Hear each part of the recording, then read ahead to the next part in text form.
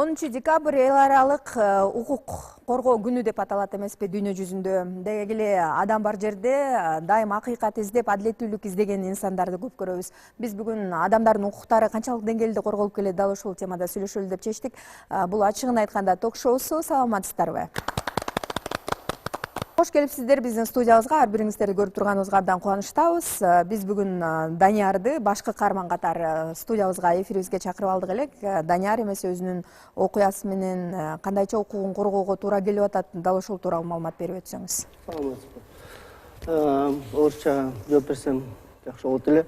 В общем, история такова. У нас в 16 году мой отец приобрел автомашину. И в 17 году некий Касымбеков обращается в правоохранительные органы в отношении третьих лиц, что якобы они завладели его автомашиной, сбыли. Но при этом он сам продал машину человеку, у которого мы приобрели, выписал генеральную доверенность, написал расписку, то, что получил денег, претензий не имеет. И обратился в органы. И, получается, в конце 2018 года выносится незаконное решение Ленинским судом, судьей Кадыркуловой Талайгуль, в отношении нашей машины, то, что машина должна быть передана Касымбекову. При этом как бы наши интересы не были учтены, суд собственника не вызывали. Решение, по сути, оно незаконное. И на данный момент мы все прошли все три инстанции, то есть люди, которых осудили, которые якобы эту машину сбыли, они опротестовывали в вышестоящих инстанциях, и при этом, несмотря на грубые нарушения закона, и городской суд, и в дальнейшем Верховный, они все эти решения как бы поддержали. И на данный момент машина у нас находится в аресте, пользоваться мы ей не можем. Распоряжаться не можем, так как есть постановление суда о объявлении в розыск, о передаче и так далее. На данный момент мы обращаемся в органы прокуратуры, но действий как бы никаких предпринять не можем, потому что прокуратура отписывается, никаких действий, чтобы нам помочь разобраться в этой ситуации, как бы мы помощи от государства мы получить не можем. Поэтому ситуация как бы тупиковая. Наши законы нарушены, конституционные, права наши нарушены. То, что в судах происходит относительно собственности, как бы наши интересы абсолютно не учитывались, нас никогда в суды не вызывали, и при этом прокуратура все эти действия судей не обжаловала. И в дальнейшем, как я говорил, вышестоящие органы, они как бы все это оставили в силе, это решение. Даниярдын окуясы бул бир эле учур да, бир эле мына Данияр өзү келип айтып берип атат, мына соттордун адилетсиздиги жөнүндө, мындай акыйкатсыз чечимдер кабыл алынганы жөнүндө баягы айтып атат да, мыйзам чегинде биздин да укуктарыбыз каралыш керек эле, бирок алардын баардыгы эске алынбасына дал ушундай чечим чыгарып берген деп айтып атат да. Менимче мындай азыр биздин телегөрүүчүлөрүбүздүн арасында биз дагы дал ушундай баягы акыйкаттыкты элдин алдына алып чыккан берүү болгондуктан күн сайын телефон чалуулар болот, күн сайын баягы өзүнүн укугу төбөленген инсандарыбыз дайым кайрылып келет да биздин берүүбүзгө. Ошол себептен биз деги эле адам укуктары канчалык деңгээлде бүгүн корголуп жатат деген темада сүйлөшөлү деп сиздерди чакырып отурабыз. Мисалы үчүн биздин катарыбызда азыр мынакей Акыйкатчы институтунун дал ушул жарандардын кайрылууларын кабыл алуу жана документтик камсыздоо бөлүмүнүн жетекчиси Керемет Келсинбек кызы болуп турат. Керемет, сиздерге менимче дал ушундай Даниярдын окуясындай болуп көп инсандар кайрылып турса керек. Ооба, бүгүнкү күндө бизде күнүгө жарандар кайрылып, жарандардын арыз муңдарын угуп, алардан биз арыздарын алып, ошого тиешелүү биздин бөлүмдөргө бөлүштүрүп берип, күнүгө адам укуктарын сактоо боюнча бизде иш жүргүзүп келебиз. Күнүнө канча арыз кабыл алып турасыздар? Биз мындай болжолдуу түрдө айтканда бизге күнүгө бир 10дон 20-30 коллективный болуп калганда болот, бизде 40-50 адамга чейин кабыл алган күндөрүбүз да болот. Аны биз статистика менен тактап айтсак, ушул декабрдын 1-ине карата бизде жазуу түрүндө борбордук аппаратка 2368 арыз келип түштү. Бир жылдын ичинде. Бирок мындан тышкары бизде 7 областта 7 өкүлчүлүгүбүз бар. Ал жакта дагы арыздар кабыл алынып келинет. Ошол эле эң көп арыздар түшкөн бул Чүй областы болот. Чүй областына дагы 400дөн 500гө чейин арыз кабыл алынды ушул күнгө чейин. Андан тышкары башка областтарда да ошондой кабыл алынып келинет. Эң көп арыздар быйылкы динамикага карасак Ош менен Ысык көл областтарында болду. Борбордук аппараттан кийинки Чүй, Ысык көл, Ош областтарында болду. Мисалы үчүн Данияр сиздерге кайрылса болобу? Мисалы үчүн Даниярдын бере аласыздарбы? Окуясы боюнча бизге кайрылса, биз бул Даниярдын иши боюнча кароого арызын алабыз. Андан кийин тиешелүү бөлүмдөр өздөрүнүн иш чарасын андан ары жүргүзөт. Демек, ким кайрылса эле баарынын ишин кабыл алган учурларында баш тарткан учурлар болобу? Баш тарткан учурлар көбүнчө жатпайт деген сыяктуу. Бизде андай учурлар да болот, албетте. Ал кайсы учурлар? Мисалы, биз башка бир мамлекеттик органдын карабай койгон иштери болсо, ал ошол жака барып адамдардын укугу бузулуп, ошолордун укуктары ал жактан чечилбесе, бизге келип кайрылышат. Андан кийин биз адамдын же жарандын арызын алып, андан ары биз иш жүргүзөбүз. Мен Данияр менен азыр сурадым, бизге кайрылдыңызбы десем, жок, кайрылган жокпуз деди. Мындан ары сизди биздин аппаратта күтөбүз, келип өзүңүздүн арызыңызды жазып, тийиштүү документтериңизди ага тиркеп, бардыгын алып келсеңиз, андан ары биз ишти жүргүзөбүз. Данияр, эмне себептен ойлонгон эмессиздер да? Дал ушундай акыйкатчы институтуна кайрылып көрсөм деп? Ну, как бы, наверное, у нас менталитет такой, как бы, мы обращаемся к омбудсмену в крайнем случае. Мне кажется, наш случай уже как бы он дошел до такой степени, что нам надо обращаться в институт омбудсмена как последней инстанции, поэтому мы обязательно обратимся за помощью. Азыр мынакей биздин катарыбызда Самат Калчабаев отурат. Сот органдары менен иштөө жана сот процесстерин мониторлоо бөлүмүнүн жетекчиси болуп турат, Самат Калчабаев да. Самат мырза, мисалы үчүн Данияр айтып атат да, Данияр мырза айтып атат мындай, соттор баягы биздин укуктарыбыздын эске алган жок, ошол себептен дал ушундай мындай акыйкатсыз, адилетсиз чечим чыгып калды деп айтып атат да. Сиздер дал ушул сот органдар менен иштөө дал ошол бөлүмдүн жетектейт экенсиз да. Сиздер көзөмөлгө алган иштер көппү? Жылы бою түшкөн арыздардын 45-40%-ын именно ошо сот органдарына же болбосо соттун чечимдеринин аткарылбай жаткандыгына нааразы болуп, биздин жарандардан көп сандаган арыздар түшөт. Мунун үчүндө сот болуп жаткан сот процесстерине акыйкатчы институт тарабынан мониторингтөө боюнча дагы сурамжылоо арыздарыбыз көп. Мисалы үчүн соттордун акыйкатсыз чечимдери тууралуу кандайдыр бир иш-чаралар жүргүзө аласыздарбы сиздер?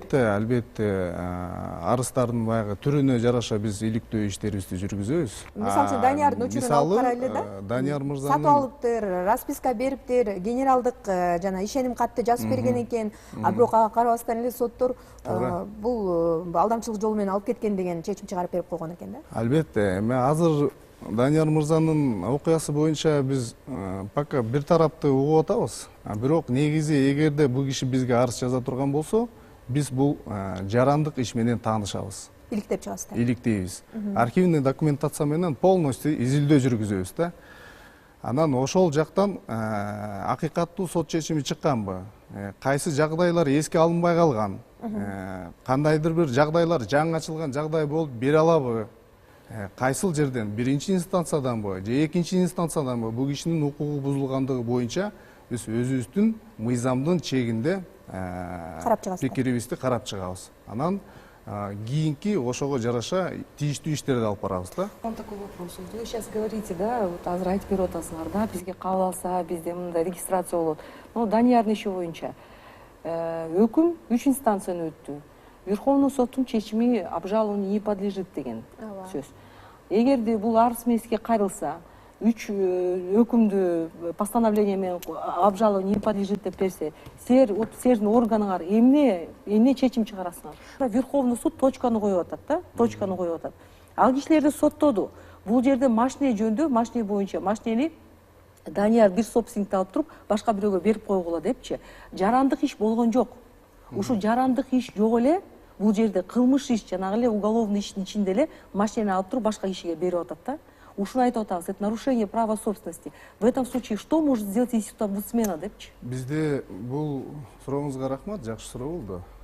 Эки жолу бар да, менин көз карашыма караганда. Биринчи жолу ошо иш материалдары менен таанышабыз, жазык иш боюнча. Чынында эле жогорку соттун чечими акыркы жана даттанууга жатпайт. Бул бүттү деген маселе да, бул иш боюнчачы. Эгерде биз ошол иш менен таанышып, изилдеп, кемчилигин таап, айыбын таап алсак, мыйзам бузууларды, анда бул боюнча чара колдонулат. Мисалы кандай чара колдонулат дегенде, жаңы ачылган жагдайды издейбиз бизчи. Кандай кемчиликтер кеткен, кандай иш кагаздар же болбосо адам укугуна байланыштуу документтер эске алынбай калган. Ошол ишти сот тарабынан каралып жаткан учурда. Бул бир. Экинчиси, Данияр мырза айтып атат, биз ошол убакта бизге саткан жара расписка алган, берген дейт. Ошо баланча машинени саттым, баланчага түкүнчө акчаны алдым деп, бул тарап боюнча жарандык тартипте бул киши доо арызы менен сотко кайрылса болот. Жок дегенде ошол берген акчасын өндүрүп алуу боюнча кайра өзүнө. Мен сизге айтып атам, понятие права собственник, он собственник, он машину на себя оформил. Вот это равноценно тому, что человек живет в квартире, үйдө жашап атат, үй сатып алды, батир сатып алып, жашап атат, ремонт жасап 6 жыл болду, балдар мектепке алып барып атат. Анан бир күнү эле эшти бирөө түкүлдөтөт. Сот аткаруучу келип айтат, бул токтом менен, Верховный соттун токтому менен, могул үйүңөр мен билбеген бирөөгө берилди. Кантип берилди? Анан мына сага деп көрсөтүп атат. Бул билбей эле, бул билбей жүрө берген да, 2016 жылы билбей берген. Бул жерде акаса сот болуптур, тергөө иштери жүрүлүптүр да. Бул кишини чакырбайт. Хотя он является по закону, по договору купли-продажи, он является собственником. Его никто не зовет. Хотя его должны были привлечь. И вот вы сейчас даете консультацию, вот институт омбудсмена даете консультацию, что он должен взыскать. Почему он должен взыскивать, если в регистратуре недвижимого имущества эта машина закреплена за ним? Почему он должен взыскивать с кого-то сумму?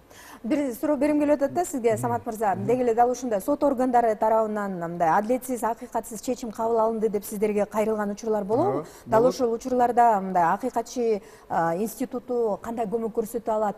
Мисалы үчүн жогорку сот тарабынан дал ушундай чечим кабыл алыныптыр да, анан сиздердин жанагындай кынтык издеп, иликтеп көрүп, кандайдыр бир кемчиликтерди таап чыгып, ошол нерселерди сунуштаганыңыздар каралабы негизи мыйзам түрүндө? Каралышы керекпи? Да, туура. Кандай мындай функционалдык милдетти аткарасыздар деген? Мисалы, ар бир арыз түшкөндөн кийин сот акыйкаттуулук же болбосо мыйзамдуу чечим боюнча арыз түшкөндөн кийин ал арыздын кароо чегинде биз иш менен таанышыбыз керек. Ошол сот иши менен, ошол сотко барып, архивдин документациясы менен толук кандуу таанышып чыгышыбыз керек бизчи. Изилдөө жүргүзүшүбүз керек. Анан ошол изилдөөбүздүн жыйынтыгында биз тапкан кемчиликтер боюнча мыйзамга салыштырабыз. Анан эгерде чынында эле сот тарабынан же тергөө амалдары тарабынан кемчиликтер болгон болсо, анан тийиштүү өзүбүздүн иш чарабызды колдонобуз. Кечиресиз, мен ушул жерде мен сизге протез киргизе албайм. Сиз айтып атасыз, сизге арыз түшсө, сиз барып, сотко барып, ал иш менен таанышасыз. Сиз ушул институт омбудсменин специалисттердин ушундай укугу барбы уголовно-процессуальное законодательство боюнча? Бар. Есть же перечень лиц, которые имеют право снимать копии, знакомиться с материалами дела. Сиз кандай мындай архивке барып эле, мага моундай ишти мага бериңиз деп эле, ал менен таанышасыз сиз. Же силер мына киши алып келген документ, ушул документ менен эле силер анализ кыласыңарбы?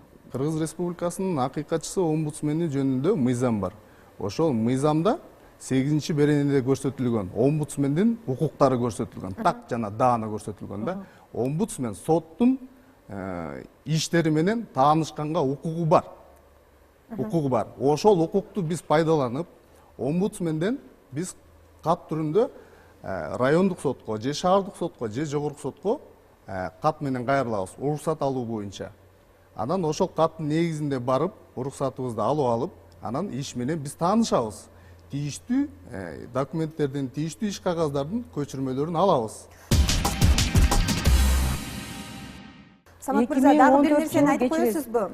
Мисалы, жанагы сот органдарынын адилетсиз, акыйкатсыз чечимдери тууралуу көп кайрылышабы же мындай кайсынысы дагы кандай иштерди аткарат? Негизгисинен акыйкатчы институтунун ишмердүүлүгүндө болуп жаткан сот процесстерине акыйкатчы институтунун өкүлдөрү байкоо жүргүзүү боюнча көп сандаган арыз менен кайрылышат да.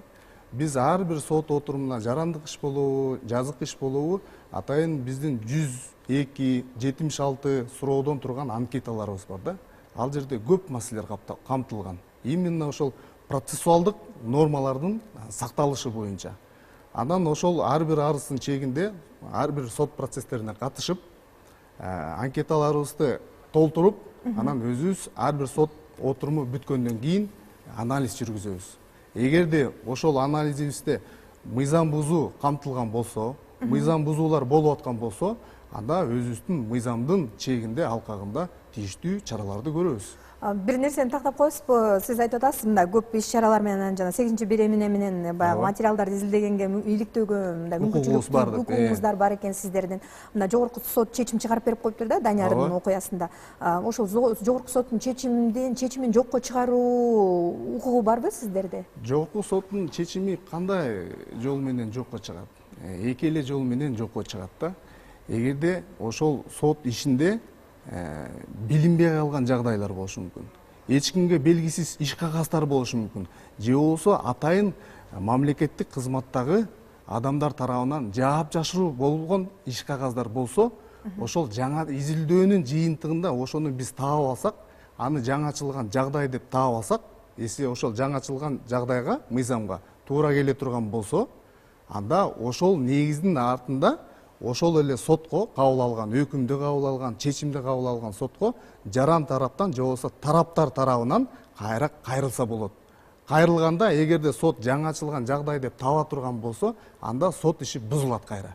Кайра биринчи стадияга түшүп, кайра иликтөөнү башталат да. Ушундай да. Эгерде жаңы мыйзамдар ишке киргизилсе, ушул эки жагдай менен, бирөөсү жаңачылган жагдай, экинчиси жаңы жагдай деп. Ошол эки жагдай боло турган болсо, анан соттун чечимдери же болбосо өкүмдөрү жокко чыгышы мүмкүн. Практикада барбы бүгүнкү убакта канча иштерди, канча кылмыш иштерди силер жаңы жагдай менен именно представитель силердин ходатайствоңар менен, силердин өтүнүчүңөр менен жокко чыгарылды? Жакшы суроо. Сиз айтып бере аласызбы? Жакшы суроо. Бизде мындай да, биз жаңачылган жагдайды эгерде таап ала турган болсок, тараптарга сунуш беребиз. Себеп дегенде жаңачылган жагдай менен биз сотко кайрылганга укугубуз жок. Себеп дегенде акыйкатчы жөнүндө мыйзамда андай көрсөтүлгөн эмес да. Эгерде биз ошондой негиздерди таап ала турган болсок, биз тараптарга, арыздануучуга сунуш беребиз. Баланчанчы мыйзам, пункту мындай, ушул негизде могу биз таап берген мыйзам бузуу жагдайы менен сиз кайра сотко кайрылсаңыз болот деп беребиз. Канча иштер бар ушундай силердин практикаңызда?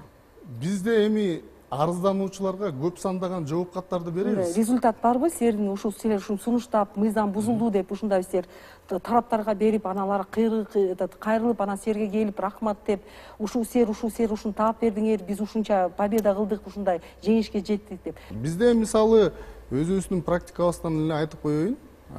Стат данныйыбыз боюнча мына кечээ жакында эле мисалы жогорку соттун 3 судьясына тартиптик чарасын именно ошо акыйкатчынын ишмердүүлүгүнүн натыйжасында арыздарды кароо.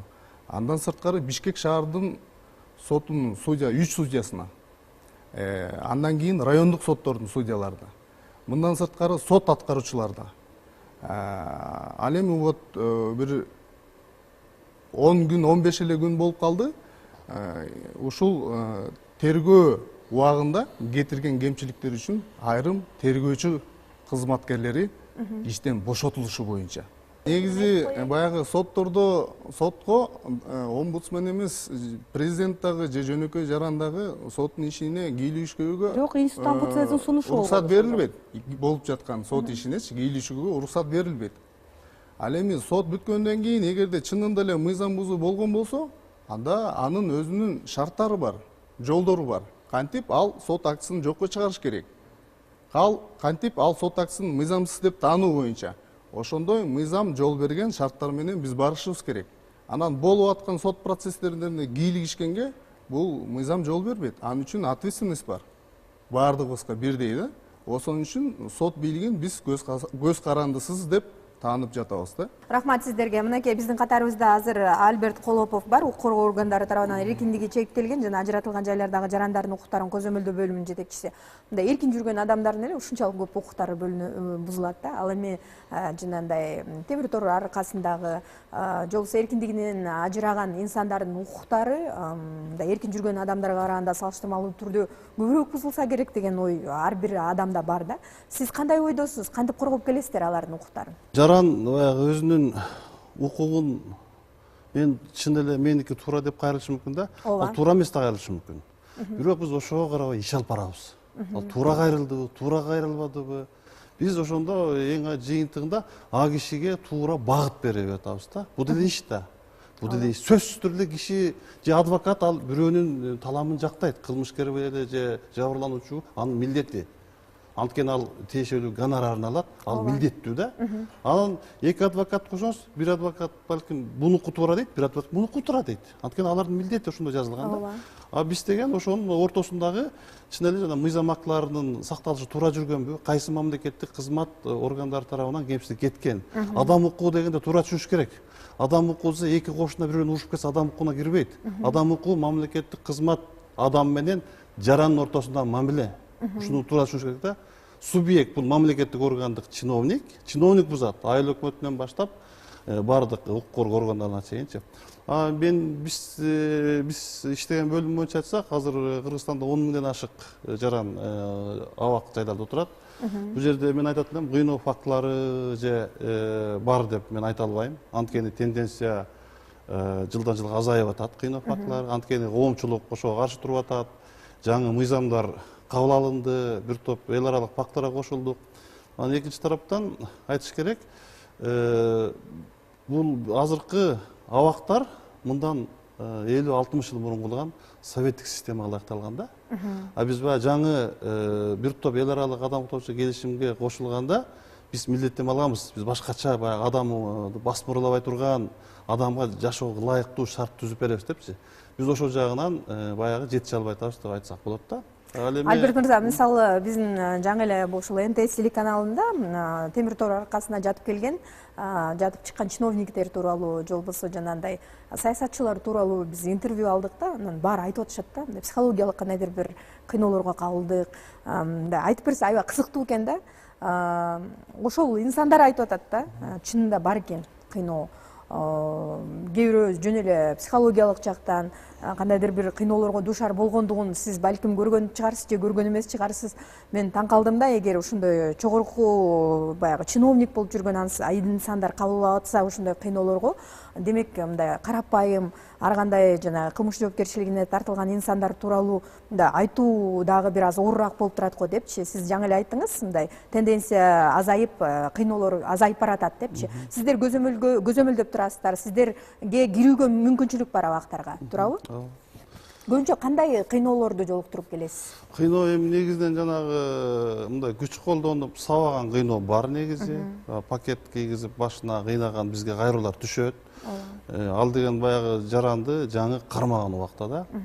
Күнөөсүн мойнуна алдырыш. Изолятордо киргенге чейин же жанагы тергөө амалдары башталганга чейин мындай статус задержанный деп коет да, ошол убакта кармаганда кыйноолор бар.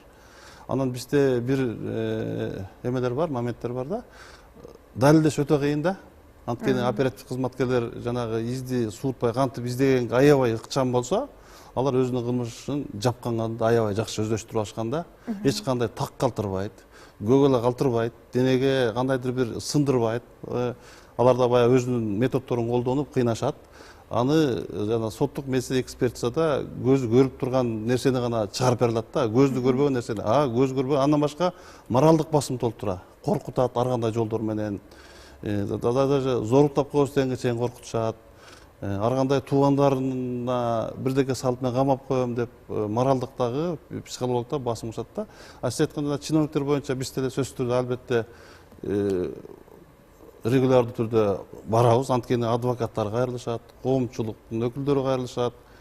негизи эле абакка түшкөн адам мен ушу бирдекени байкадым да, баягы ыры баягы депрессияга түшүп болот экен дагы, мындай эски оорулар козголот экен да. Бул негизи баягы көбүбүз балким ойлошу мүмкүн. Негизи эле баягы кишинин өзүн жоготуп, бир 3 күн алгачкы түшкөн 3 күн ушундай катуу депрессияга кабылып, анан кандайдыр бир ооруга кабылып, ушундай мүмкүнчүлөр болот экен да, алар ошо ооруткандары. Анан кээ бирлери бар, жана айрыкча мына мен көп байкап атам, мына сахарный диабет менен ооругандар, булар көп кыйналышат экен. Анткени абакта тиешелүү баягы сырттагыдай каалашкан медициналык жардам болбой калышы мүмкүн. Тиешелүү дары дармек жетпей калышы мүмкүн. Анткени медициналык жардам убагында берилиш керек да.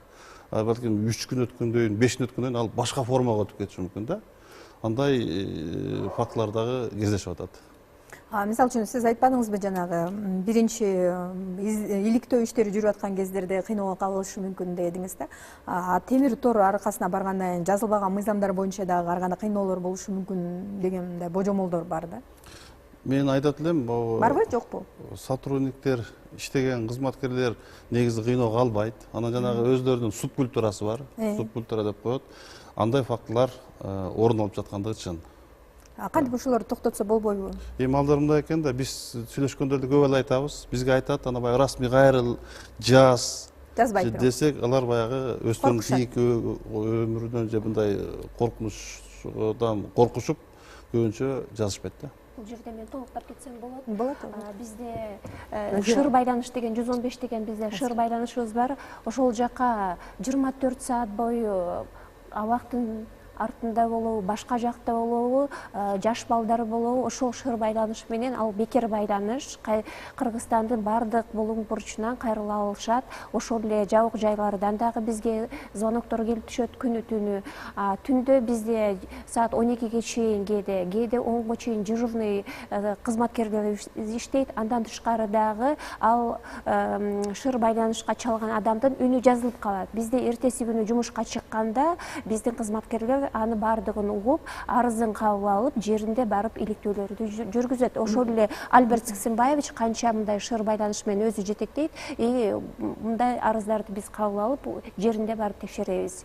Ошол эле шыр байланыш боюнча юридикалык консультацияларды берилет. Бүгүнкү күндө 7000ден ашык звонокторду кабыл алдык. Баягы биз иштеп атабыз дейсиңер. Кээ бирөө сүйлөгөнүңөр, кээ бирөө жарандар сер конкреттүү биле аласыңар, 10 киши, 7 киши, 5 киши да кайсы адамдардын, жарандардын укугун биз коргоп бердик, ушул адамдар бизге кайрылды депчи. Результат деген болобу силер? Боюнча статистикалык маалыматтар боюнча азыр мынакей керемет өзү айтып кетти. Статистикалык маалымат боюнча айтып кетейин, дүйнөлүк тенденция боюнча бул омбудсман аппаратына кайрылган башка мамлекеттерде да биз изилдөөлөрдү мындай карап, окуп, анализ кылып көрсөк, мамлекеттик орган менен жарандын ортосундагы баягы укук бузуу болгондо 15%-тен 20%-ке чейин гана ал калыбына келтирилет экен. Ошол эле учурда бизде бул Борбордук Азияда эң демократиялык республика катары бизде ушул күнгө чейин 8000 арыз кабыл алдык деп айтып атпаймынбы 1-декабрга карата. Ошонун ичинен биз 15% 237 арызды биз оң чече алдык. 2 адам түрмөдөн чыгып бизге келип ыраазычылык катын жазып, ошол жерден бизге өздөрүнүн 2 киши түрмөдөн чыгыптыр, түрмөдөн. А мындай жарандарчы, мындай бабушка, дедушка, мындай кемпир, карапайым элчи, карапайым 237 адамдын укугун биз оң чечип бердик. Мисалы, Акыйкатчы институтунда ушундай мүмкүнчүлүк бар деп ойлойсузбу? Кандай? Мисалы, Верховный сотто жөн эле отурушуптур, анда генеральный жөн эле отурушуптур да, бизде институт омбудсмена есть, оказывается, они проверяют решения, чечимдерди текшерет экен, алар өзүнчө анализ кылат экен. Мен ушул жерде результатты айтып атам да, ушул жерде Даниярдын проблемасы Верховный сот чечим чыгарды, туурабы? Анын унасын билбей турган, анын унасы дагы бир кишилер бар, алардын үйүн алып коюшту да. Ушул жерде Верховный сот точка койгону кайсы жаңы жагдай эмеси жок, например, основаниясы жок да. Ушул жерде Конституционный палатага да кайрыла албайт киши, туурабы? Генеральный прокуратурага эмне деп кайрылат? Өзү генеральный прокуратура өзү ушундай поддержка кылып атса обвиненияны, кантип алар өзүнө кайрылат, туурабы? Сен күнөөлүүсүң. Сиздин мындай бир суроо берим келип атат да, сизге муну Акыйкатчы институту керектүү деңгээлде иштебей атат деп ойлоп атасызбы? Мен оюмча ооба. Булардын функционалдык мүмкүнчүлүгү жетеби дал ошондой, мисалы сиз айткан нерселерди жетпейт. Понятие просто отписка, понимаете? Вы отправляете МИД, отправляете ГУВД, да, письмо. То есть к нам обратился такой-то гражданин, просим принять, например, просим вынести соответствующее решение. Да? Я не говорю, что вы плохие, понимаете? Я считаю, что у вас, возможно, полномочий не так много, понимаете? Полномочий не так много, что вы, например, тоже, например, и дело идет, например, потерпевшую по изнасилованию, прям вот, знаете, давят ее, понимаете, давят, прокурор не помогает, понимаете, судья бездействует, да? В этом случае нужен институт омбудсмена, понимаете? Вот здесь правозащитники, вы должны здесь стоять рядом, чтобы вы могли не только мониторинг проводить, чтобы вы могли зайти, да, вот просто-напросто вот посмотреть на поведение того же судьи, прокурора, да, участников процесса, и в то же время вынести свой анализ, свой вердикт, свою справку. И вот эта справка легла в основу дисциплинарную комиссию, понимаете, пошла в отношении должностных лиц. Биз тийиштүү арыздарды изилдегенибиздин жыйынтыгында омбудсмендин акты реагированиясынын негизинде тартиптик сот кеңешинин тартиптик комиссиясы карап биздин чыгарган койгон маселелерибиздин негизинде мыйзамдын бузуулары боюнча анан ошол жанагы мен айтып кеткен жогоруда жогорку соттун судьялары, шаардык соттун судьялары, райондук соттун судьялары Тартиптик комиссиясына постановление Верховного суда, тартиптик 3 судья Верховного суда выносят постановление, приговор выносят, да? И тут получается, вы специалист, да, института омбудсмена, сидите, это постановление анализируете, правильно ли они его вынесли, понимаете? Как вот в этом случае ваша вот именно законная сторона? Вот, например, рассмотрела первая инстанция, бир-судья, потом 3 судьи город, потом 3 судьи Верховный. Это получается 7 судей рассмотрели. Уж жети соттун, то есть, получаем, есть судьи с опытом работы, которые много лет работают, которые действительно, может быть, где-то опираются на закон, да, скажем так, да. И вот тут, получается, к вам эта бумага приходит, и вы начинаете изилдепчи ушу приговорду тура чыгарды жети судья, же тура чыгарган жокпу депчи. И в этом случае вот ваши действия, как они могут? Вот это же проблема вот у Данияра получается. Мындайда бул процесста, мындай күндө иш алып барчу процесс бизде Кыргызстанда адам укуктарынын жана эркиндигинин сакталышы боюнча биз жогорку кеңешке баяндама беребиз да. Ошол баяндамага жыл ичинде кайсыл мамлекеттик кызматкер адам укугун бузду деп туруп биз жогорку кеңешке беребиз. Бизде императивдик мындай мандат жок. Прокуратура кандайдыр 5 жана көңүл буруп акысын кабыл алат. Бизде кайсы мамлекеттик кызматкерлер көп болот. Кайсы кызматкерлерге арыз түшүп, анан жана биз айтпай жана иликтеп, анан анда жөн эле өзүбүздүн эле жеке оюбуз менен иликтебейбиз. Биз деген баягы биздики мындай чала болуп калышы мүмкүн да. Тиешелүү кайсы мамлекеттик кызматкерлер көбүнчөсү баягы адам укуктарын бузушат деп ойлойсуз? Сиздердин биздин Кыргызстандын шартында мына көбүнчө арыздын бир 60% укук коргоо органдарына түшөт бизде. Андан башка сот органдарына түшөт. Анткени сот органдарында бул мыйзам ченемдүү көрүнүш, анткени эки тарап бар. Сөзсүз бир тарап жазат. Бир тарап бир тарап жазат да, бул мыйзам.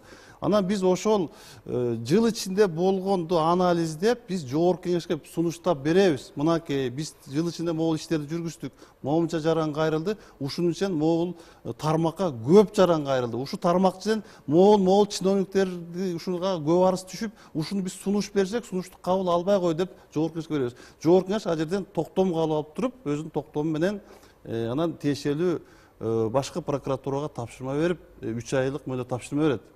Бизди артыкчылык ошондо. Мындайча айтканда, баягы чиновник эмес, биз беркиндей жанагы механизм менен ишке ашырып, анан биз жогорку кеңешке билдиребиз. Анан токтом менен кабыл алынат.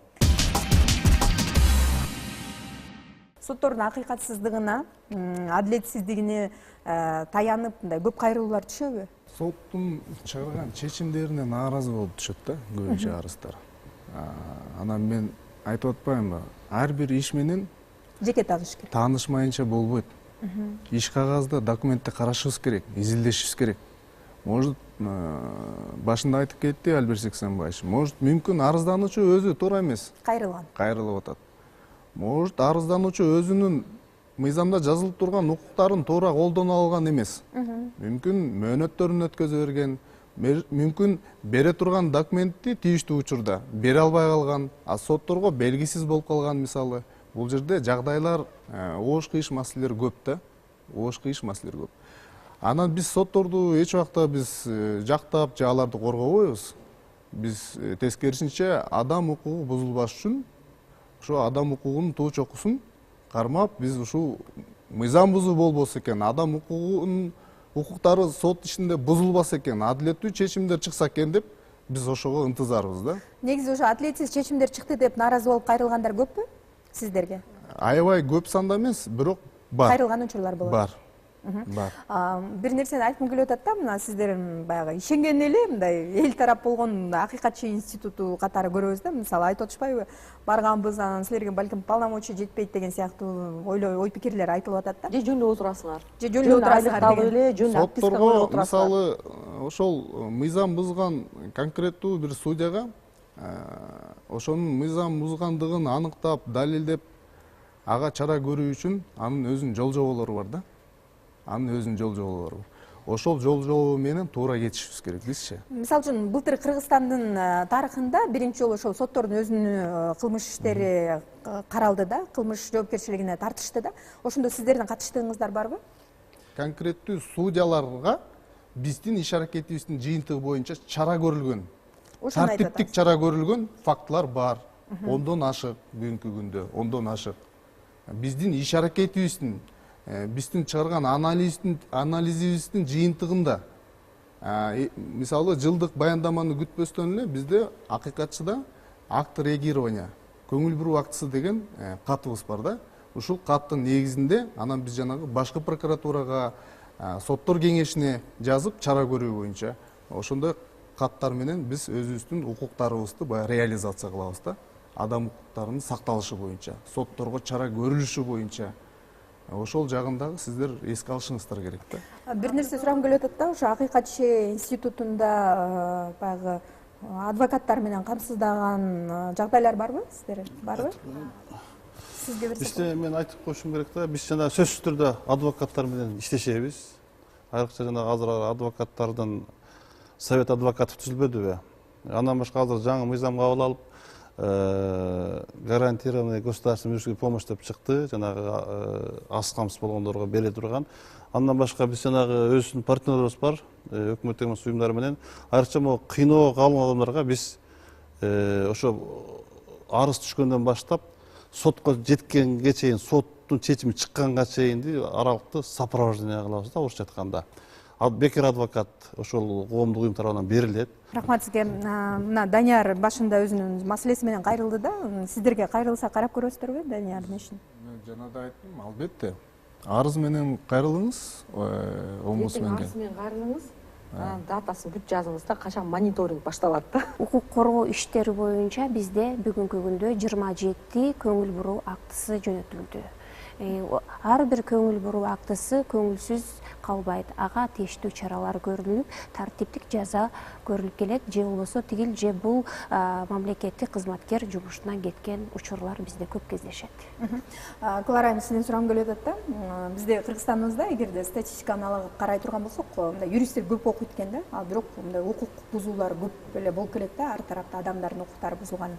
Эмне менен байланыштырсак болот деги эле укуктук жактан биздин элибиз дагы да болсо сабаттуу эмеспи, укук коргоо органдары керектүү деңгээлде иштебей келеби, сот органдары? Ишенич жок. Себеп эмнеде? Ишенич жок, алар эчтеке кылбайт, эмне колунан келет. Арыз жазабыз, ооба мейли, анан 2 жолу звонить этебиз, алар эчтеке кылышпайт депчи. Аларга сер тарынбагыла, бирок ушундай дейт да, выборочный иш менен жүрүшөт дейт да. Какое дело более выгодное, они по этому делу идут дегендейчи. Ошону ишенич жок.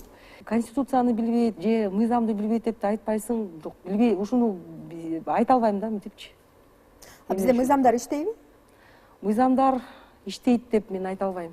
Адамдардан тийиштүү арыз келсе, биз кабыл албай койгон күнүбүз болбойт, жана аларга юридикалык кеңеш бербей койгон күн эч качан болгон эмес. Биз акысыз юридикалык кеңеш беребиз. Укук бузуулар болуп атат. Бар, жок дебейбиз. Бирок тийиштүү деңгээлде баягы калыбына келтирүү маселе бар да. Анын үстүндө биз эми колубуздан келишинче аракетибизди кылып, мына докладыбызды, каттарыбызды, акт реагированияларыбызды жазып, болгон укугубузду пайдаланып, адам укугунун сакталышы боюнча өзүбүздүн ишибизди жасап жатабыз. Рахмат сиздерге, баарыңыздарды чын жүрөктөн куттуктайм. Бүгүнкү кесиптик майрамыңыздар менен. 10 декабрь эл аралык адам укуктарын коргоо күнү экен. Ар бириңиздер мындай ушул адамдардын укугун коргоо жаатында эмгектенип келесиздер дегендей. Мен ойлойм, адамдардын укугу бааланып корголгон жерде менимче дайым адеттүү нерселер болот деп. Ошол себептен сиздерде дал ушундай укук коргоо органдарына кайрылып өзүңүздүн укугуңузду коргоо чараларын көрүүчү иштер эч качан болбосун деген ой менен бүгүнкү берүүнү жыйынтыктагым келет. Бул ачыгын айтканда ток шоусу болду.